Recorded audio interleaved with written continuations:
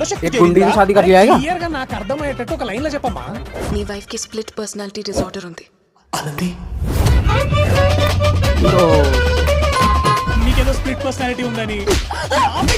ఇక్కడే ఉంటది బేటా లైఫ్. शायद वो माँ की इसे थप्पड़ मारा था.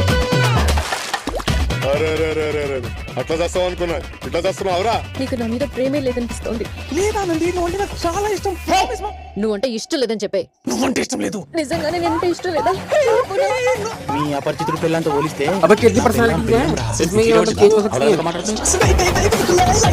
नाक में दम कर रखा है भाई.